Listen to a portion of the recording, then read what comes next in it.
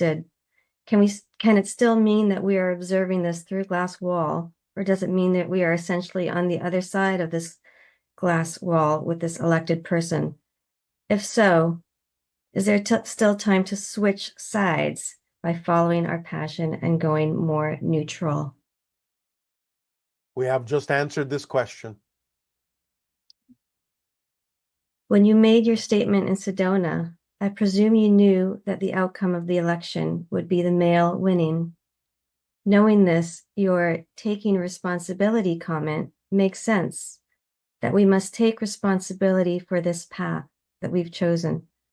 If we voted for the female, what does it mean to take responsibility here? What it means is that at this point, as we have said, it doesn't matter who you voted for.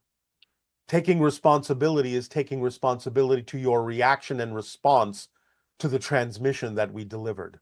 That's what we mean by taking responsibility.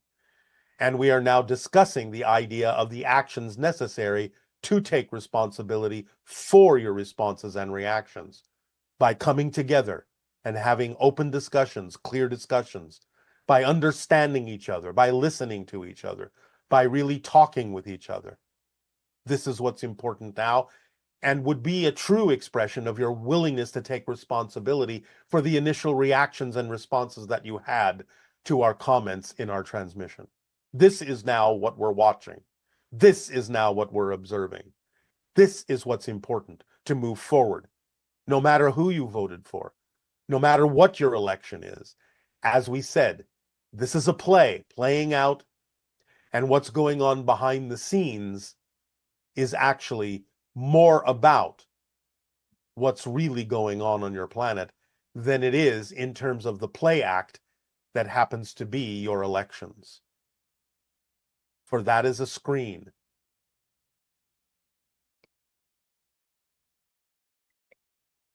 Are you providing transmissions to parallel realities where the US elected the female in this recent election? Do you personally find certain timelines more exciting than others?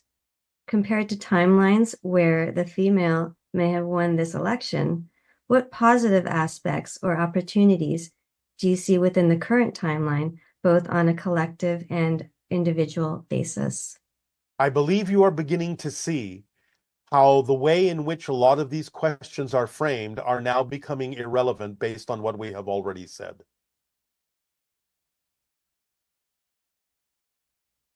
Okay. Is World War III coming? We talked about the idea of the imbalanced energy that is typically referred to as masculinity might lead in that direction. It doesn't mean it will happen. It will lead in that direction. Remember, the idea of what you might refer to as World War III does not necessarily have to be and never will be a nuclear exchange.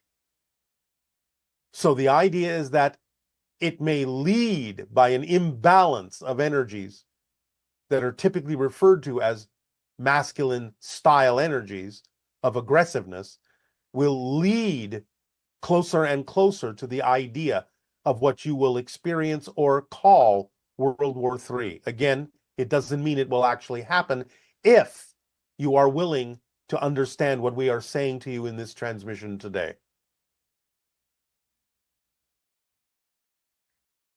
Okay. We are now speaking on behalf of the Interstellar Alliance Council. And we are giving you the result of the discussions that are ongoing in this council. So we would strongly encourage you to pay attention to the way in which information is being given to you, to listen to the wording, for it is precise. We said things would lead in certain directions, not that it was inevitable. But nevertheless, by allowing yourselves to begin true communication, you can pull yourselves back to the center, to be with one another, and to empower yourselves in a multitude of ways that will allow you to dispel the veil that you think is your political reality, which is nothing but a smokescreen. for what is really going on behind the scenes, so that you can truly open your eyes and see your world for what it is and how you can truly decide together to change it in ways that will allow you to join the galactic community in a positive way.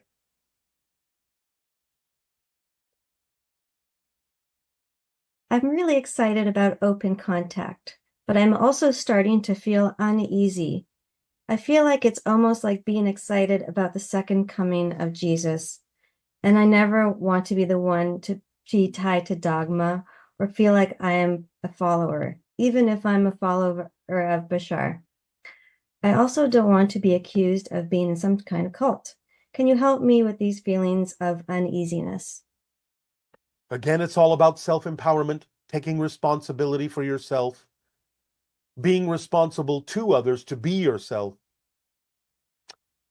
The idea, as we have expressed many times, of what you call the second coming is the awakening of the Christ consciousness within each and every heart of every person. It is not about dogma. It is about claiming your own spiritual relationship to all that is, to Source. It is about being the unique individual that you are and being of service to others by being who you are. Our political system is struggling to function as intended by our founding fathers. With corruption in politics and highly qualified candidates unable to compete against dishonest ones, what steps can we take to reform our government and improve its functionality? What principles or strategies should guide us how our country is governed? We have told you what the next step is.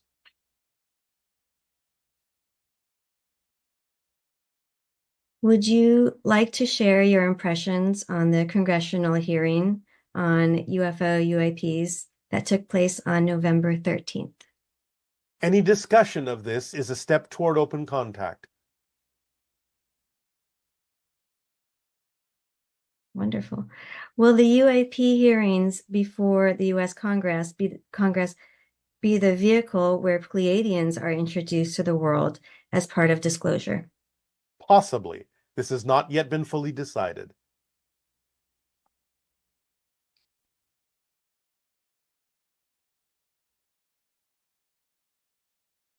In the light of the election cycle, we can truly see what diverging train tracks look like from the political left and right, based on your definitions of positive and integration and negative and separation. Would choosing either political side and shunning the other be fundamentally negative? Shouldn't we be integrating both sets of viewpoints in order to remain positive? As we have just said, yes, it's time to come together. It's time to look at the train tracks in this way. There is a track, meaning one rail. There is another track, one rail. There is a third track in the center. Allow yourself to view all three of these tracks, all three of the rails. Allow yourself to be on the train that may be using these two rails, and you can be on the train that may be using these two rails, but understanding that there is a common rail in the center. Allow yourselves now to come back to the glass wall, as we have just encouraged you to do. Now is the time for this. All of the preparation, all of the buildup, all of the positive, all of the negative. Again, a transmission from the oracle at the end of these questions will highlight this idea in a way that will allow you to fathom in your own way, at your own time, the interpretations and meanings that will allow you to move forward. We will not comment on the interpretation. We will not comment or respond if you ask us, did we get the right interpretation? There is no right interpretation in the ultimate sense. You will each decide for yourselves, and you will each decide together what the interpretation actually means. But it is being delivered because it is time for it to be delivered, and it is something that will create a little bit of mystery in you to allow you and encourage you to explore that mystery together, to understand in fullness and in the fullness of time toward contact what it actually means for you.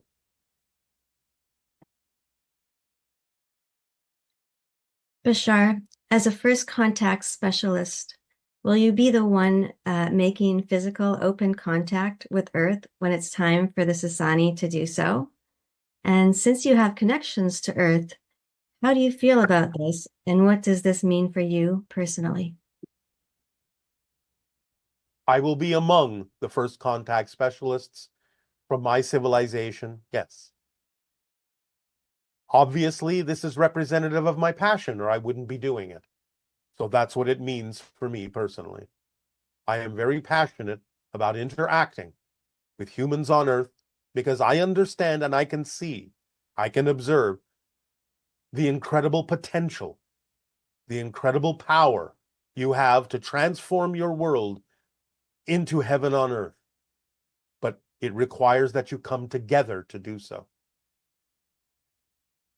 We are very excited to meet you. As are we to meet all of you.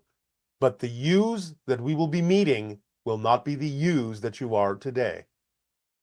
So become the yous that are the yous who will meet the us's.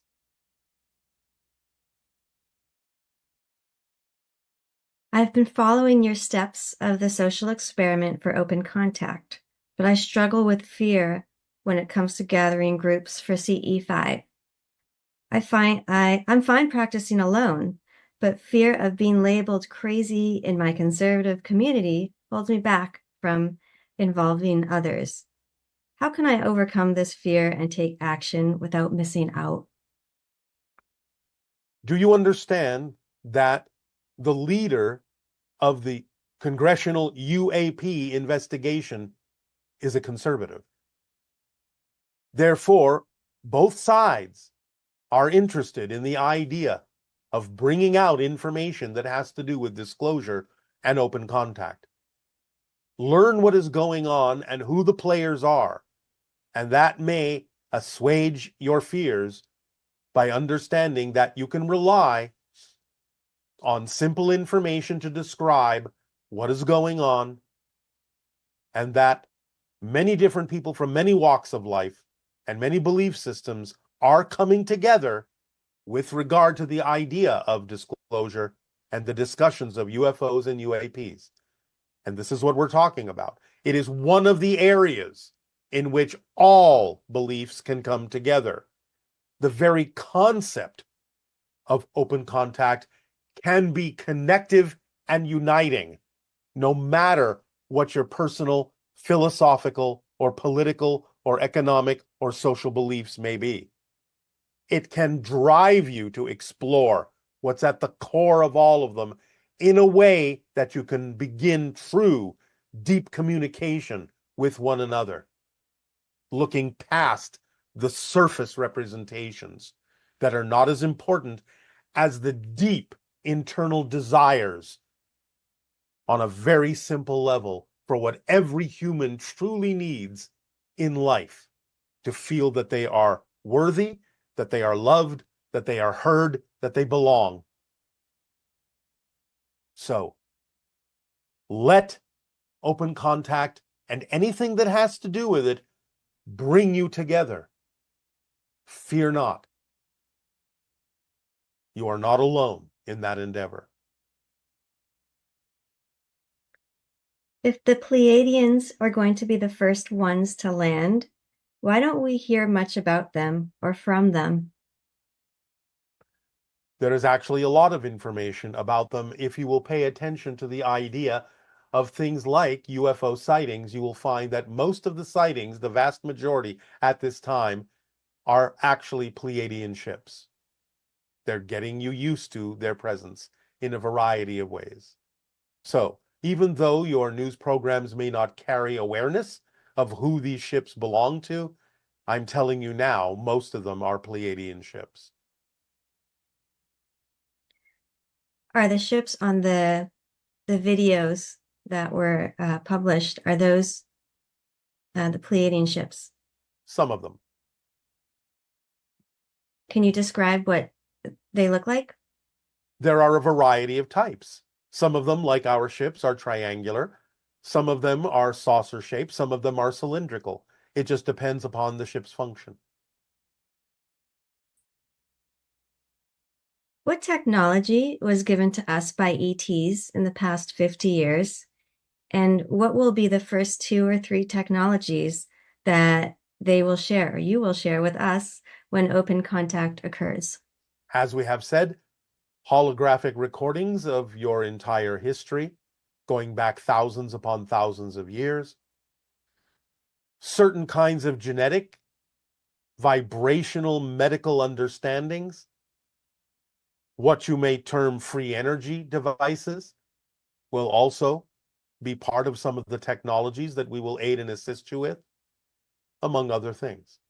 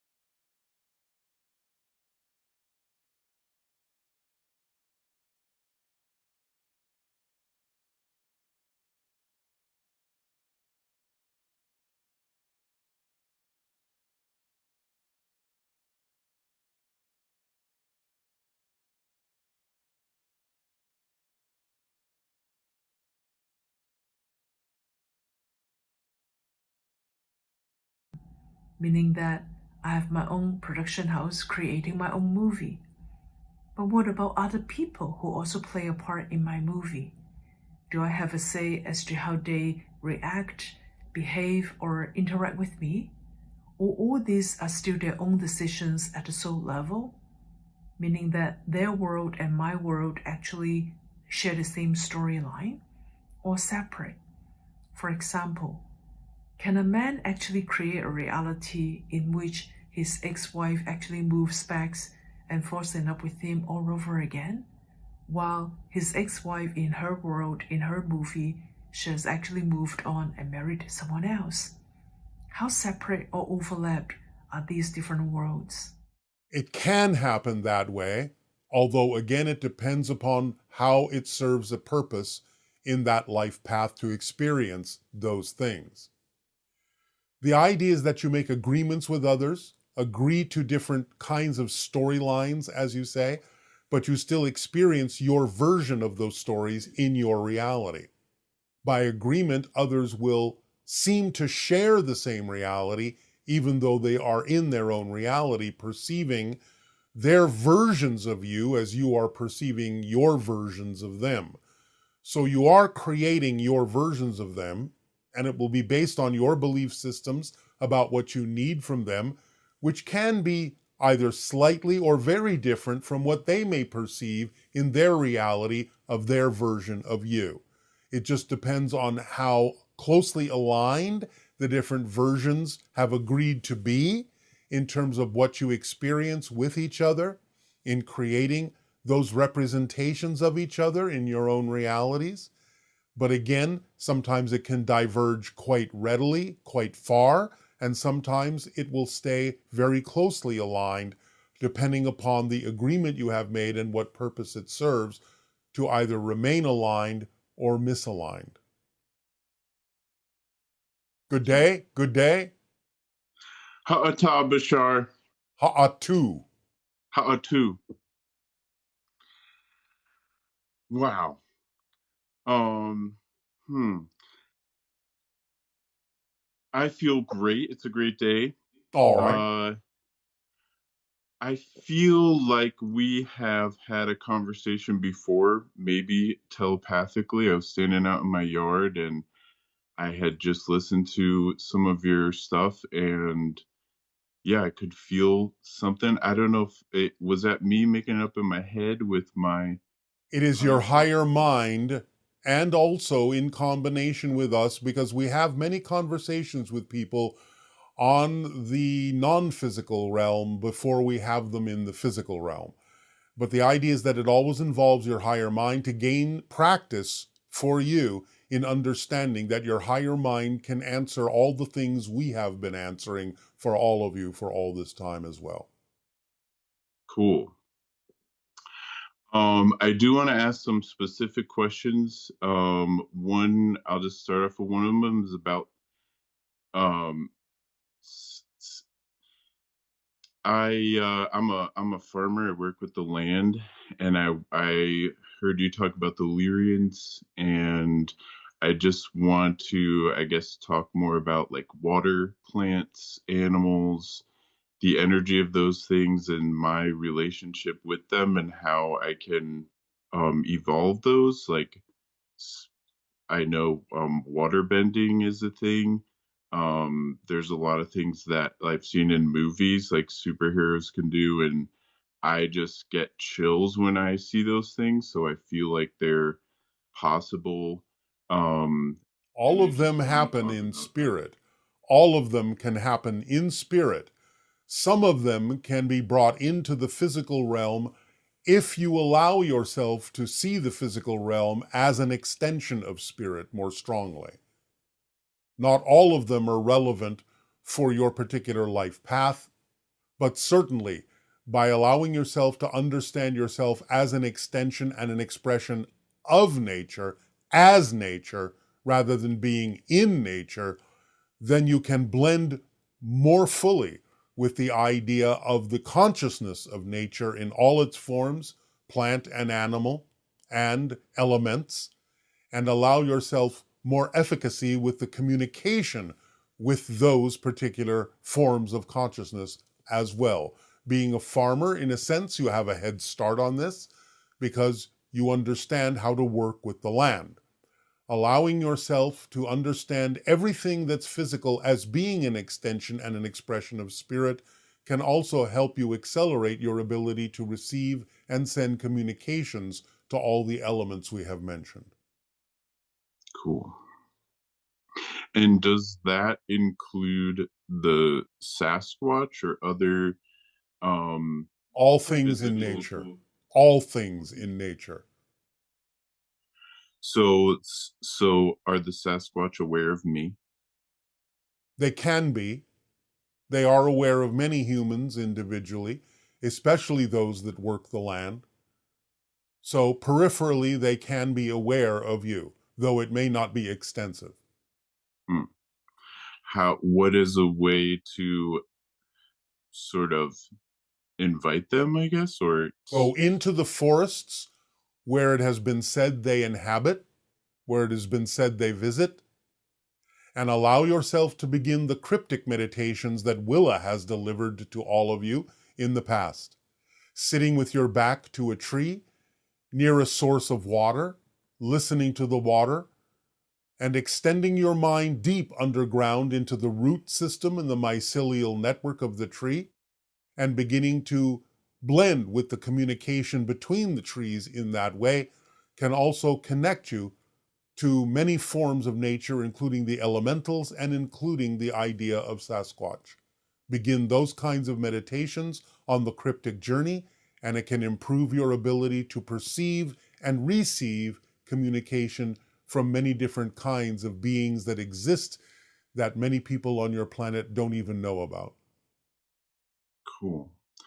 And teleportation, is that possible with my physical body, or do I need some sort of ship?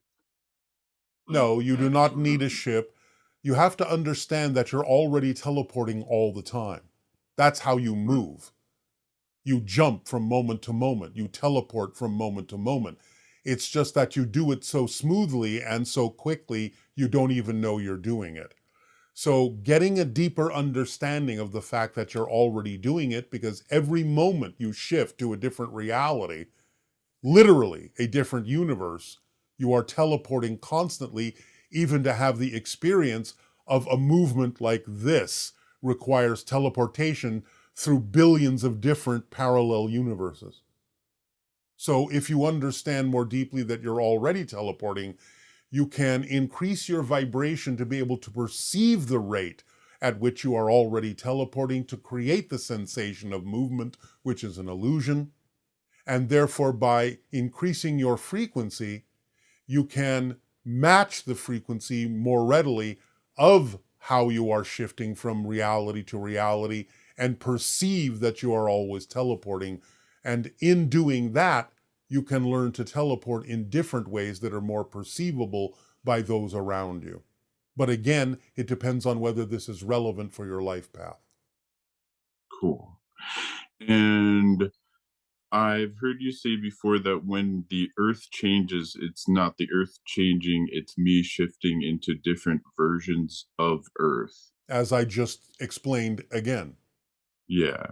So what is my desire to regenerate the earth, to regenerate the land, if it's me shifting into something different? The desire is to be a living example of the state of being and the actions that go along with that state of being that allow others to see in you how they can also choose to shift to versions of Earth that are more reflective of what they prefer. Cool. And one of my last questions here, I want to get a little bit more specific about my personal myself. I know that I also listen to Abraham Hicks, so I know that in my vortex, there's this all around me is this pure, massive well-being, and I know that there are some thoughts that may be foreign beliefs that resist me allowing who I am to flow, and those thoughts are what I want to get at so that I can, I guess, All right. identify them. Well, the easiest way to do that is ask yourself how it serves you to hold on to them, because you don't hold on to anything that you don't believe serves you. So you have to look for the structure and the nature of what the belief is telling you and realize that you may have a belief that is causing you to be afraid to move forward because the belief is telling you that if you do let go, something worse will happen. So you have to find out what that belief is saying to you to see that it's nonsensical and not a fact. It's just a story. And is that something that you're able to see in me? Or how do you I can see? only tell you how to allow yourself to discover it. Because again, this goes to the motivational mechanism. Listen carefully. You hold on to anything you believe serves you, even if it's a negative thing, because you believe the alternative would be worse. So you'll hold on to even something negative if you believe it's the safer alternative. So you have to find out what you're afraid might happen if you move forward in the direction you say you prefer, but find that you're not moving forward in that direction. It can only be because you have a belief that says moving forward in that direction would be worse than staying put, no matter how negative staying put actually would be. So you have to discover within yourself what you're afraid of might happen if you move forward. Okay. And when I live in Hawaii, is there Yes. anything here, maybe around my location, that What island are you on? say that again? What island are you on? Maui. All right. You understand that Haleakala is the heart chakra of the world, yes? Yes. The heart vortex. Allowing yourself to meditate in the understanding will open up your heart and open up communication to many different forms of elemental being. Cool.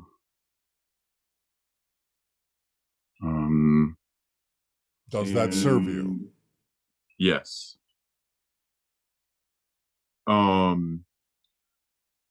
What about my last question is about you. Um do Yes. you have human friends? Do you ever hang out on Earth? I have not Do you set want to be foot friends? upon your planet at this time. My ship is in your atmosphere, but I have not set foot upon your planet at this time. We consider all humans potentially to be our friends if they are willing to be so. Well, I am, and it'd be cool to hang out. Um, There may come a time when that is possible physically. For now, it is not yet the time. okay. And my last question that comes up is about dragons. Dragons Um, are a projection of a certain interdimensional form of consciousness that is interpreted in your reality as the form of a dragon. That's not how they look in their own reality, but it is an expression of ancient wisdom and great power that takes that form because that's the form that your physical reality best interprets those interdimensional forms of consciousness. cool. Okay. So the Thank you. Mo'o, You said that was your last question. yes. Thank Then you. we thank you for your interaction, our unconditional love to you, Aveo. Lots of great questions from our viewers. All right. So the first one is, this person is asking, I believe you've mentioned that we will not be able to see the other train tracks somewhere around the year 2050.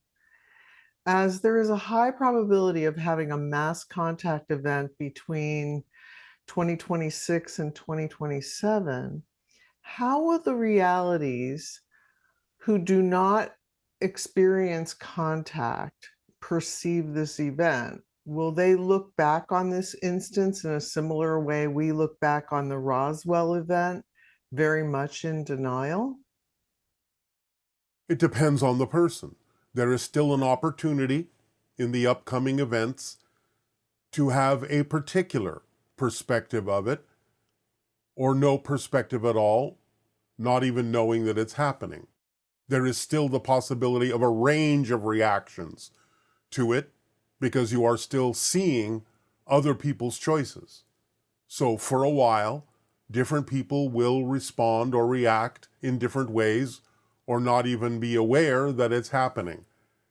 These things will start slowly, in phases, subtly, and not everyone on your planet may even be aware that it's occurring.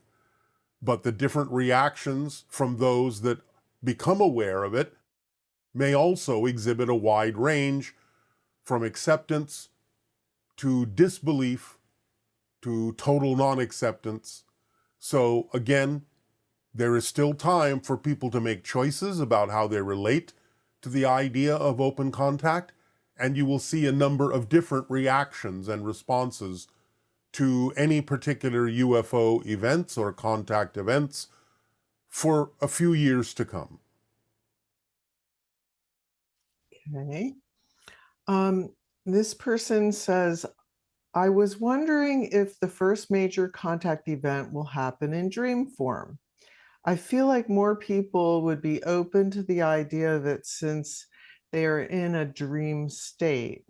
I'm aware that a lot of people are already making contact while dreaming and just don't remember it. But will we have a dream we remember which will unlock the door to making physical contact? That is a high probability. It is common in first contact scenarios in many civilizations, including a high probability in yours, that the idea of widespread open contact will be experienced en masse in dreams before it occurs in physical reality. very interesting. Will open contact happen on a large scale, visible to everyone, ensuring that no one is left out? No, because again, there are those who may choose not to experience it. It will happen for those who are willing and open to experience such a thing. So again, the scale of it will happen in phases, will unfold in phases, and those who are open to the vibration will experience certain aspects of it, and this will change over time and broaden over time. But there will be those who are simply unwilling to experience such things, and we have to respect that. Therefore, vibrationally, they will simply not be capable of participating in the experiences that others may be open to experiencing. And what will be the impact on those with religious beliefs when we establish open contact? Will they resist, or will you assist them in gaining a deeper understanding of Jesus and God? We will assist where we can, where people are willing and open to receive assistance. Again, there will be a range of responses and reactions based on people's beliefs, be they positive and or negative. And again, this range of responses and reactions will still exist for quite some time as you process what is going on, as you work through things and determine for yourselves which track you ultimately prefer to be on. And how are you feeling regarding the current UAP issues with the US government? Will we make progress soon for disclosure and contact? You are making progress. The term soon is relative. But again, progress will be made in a number of different ways, not even necessarily so much by your government, although there will come a time when they understand that there really is no other choice but to reveal what they know, at least to a large degree. Because the movements that exist in the public domain will have advanced farther at a certain point than the government's abilities to interact and expose the information that they are aware of. So it will happen as a multifaceted approach from different corners of different public interests and different public activities, and come together at a certain timing, again, through the window over the next decade or so. And since it's the year one of Countdown to Contact, can you tell us more about the ET races that we could encounter, like Sasani, Pleiadian, Yael? Again, it is most likely that those most similar to you, such as the Pleiadian civilizations, will be among the first that you will experience when open contact begins in earnest. Hybrid civilizations you will experience. Yael will likely be first because they will be the ones bringing the hybrid children to Earth eventually. My civilization, the Sasani, will not necessarily be first, but we will be in the mix further down the line, as well as other civilizations. You've mentioned that a lot of ET races use similar ship types. We could, of course, reach out telepathically, but are there also physical differences in the ships we would notice, for example, between the triangular ships Pleiadian, Yael, Sasani use? Well, again, yes, of course. You have witnessed many different types of ships that have many different kinds of functions. And different civilizations usually have types of ships that are relevant for them. A lot of civilizations will use the saucer-shaped ships. Many will use triangular-shaped ships. There is a kind of exchange that does exist between civilizations of some of the technologies. And so the use of different kinds of ships has become more mixed over time, with different civilizations acquiring the technologies of other civilizations. Many will use the cylindrical mothercraft or city ships because that is a convenient form, although some will also be spherical. But again, you can't always necessarily tell what civilization now because of the mixing of technologies. Though for the most part, Pleiadians will retain the idea of the classic saucer shape as you understand it, and our civilization and many hybrids will retain the general use of triangular ships because that is what is representative of our general technology. And regarding extraterrestrial writing that some people see on the ship's exterior, when seeing the ships up close, what is that writing for? The writing exists as a mark for the identification of ships in terms of their function. And it is, in a sense, read as a code vibrationally that is telepathically received by those who are sensitive to it to understand the function of the ship and its nature in terms of how it is telepathically connected to those piloting the ships. It is a kind of a signature vibration that contains a lot of information that others can download, so to speak, to understand the identity of the ship, the function of the ship, the function of the crew, the mission they are on. The writing can even change from time to time. This person is curious about the energy and frequency where we will have first contact. This person says, I feel like I'm personally ready for that contact with ETs. Can you speak a little more on how we can embody, accelerate, and integrate for first contact? Follow the formula as precisely as you can, as often as you can, to accelerate your vibration and make you more vibrationally compatible with the idea of contact. And what are some suggestions for practicing how to change or alter our frequency to match those of entities like yourself? Will it be necessary in order to communicate during first contact? Follow the formula.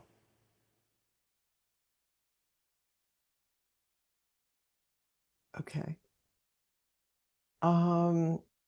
This person is asking, is it possible for or probable for some of us to witness humanity becoming an honorary part of the Galactic Alliance? At 21 years old, I'm hopeful that the advancement in technology and healthcare might make it a reality within my lifetime. Yes, as long as an individual doesn't choose to leave the planet during the time of open contact, those, especially of a younger age, are highly likely to experience the idea of open contact and a relatively large chunk of the full spectrum of contact over time. Okay, for me, this first contact is not really a science event or a fruition of a science fiction dream. It is a cultural event, sociologic, like in the film Close Encounter of the Third Kind. Can you speak to this? It is a sociological event, first and foremost, because it will alter your entire society. And you must alter your entire society on your own in order to make yourselves more compatible with the idea of contact.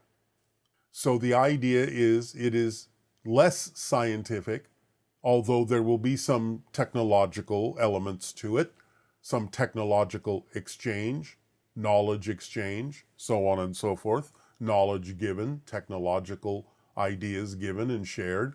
But it is first and foremost a sociological event, yes. Your entire society, those that are willing and open, those that are shifting in the direction of open contact, will be very different from your society of today. So the idea is that, yes, primarily it is sociological. Okay, and the idea of humans organizing for contact. In what shapes or form would you suggest or inspire humans to organize themselves so they can globally have a more joyful and exciting open contact experience? Some of that type of information will be being delivered in upcoming transmissions that have to do with what we are preparing you for now. As we said, this is Countdown to Contact Year 1, and we will begin to make certain suggestions for actions and behavioral changes in members of your society that have to do with what we are terming the Interstellar Alliance Sociological Experiment. And it will be delivered to you in a variety of steps over time in the upcoming year. So some of those suggestions will be forthcoming in the upcoming transmissions. You've recommended putting up a picture of an alien in our windows. I've had little children, and in speaking to them about contact, I'm not sure they're ready to see an alien in the window. Do you have other suggestions for the little ones? Depending upon their age, your children are already exposed to many representations of ETs and other kinds of beings in their programming on television and in movies. You can simply be creative and imaginative and choose representations that you deem to be, shall we say, cuter than average, so that children can relate to them, and use those instead. Okay, and when contact is made, what reactions do you anticipate from us? Again, there will be a range of responses and reactions depending upon belief systems, willingness to be open or not to the idea that you are not alone, willingness to be open to the idea of the kind of changes that would have to occur within you as individuals and within all of you as a society. So again, there will be a range of reactions and responses, and this is what we anticipate will occur at first. And what qualities make us the best candidates for open contact? Love, peace, creativity, imagination, and a willingness to be your true selves, a willingness to raise your vibration, a willingness to expand your consciousness, a willingness to connect to all that is in a variety of ways. And could you tell me more about the sanctuaries you speak of? You mentioned people will be led to them by synchronicity. Could someone like myself prepare a space or the sanctuaries and set them aside? Can I be put on the list? Again, people will be creating these sanctuaries through synchronistic opportunities, whether you yourself are involved in the creation of one or simply allowing synchronicity to lead you eventually to those that have been created by humans on your planet. It doesn't really matter. It is up to you to follow your passion as to whether or not you are actually finding a space and creating a sanctuary or being open to being attracted to a sanctuary once they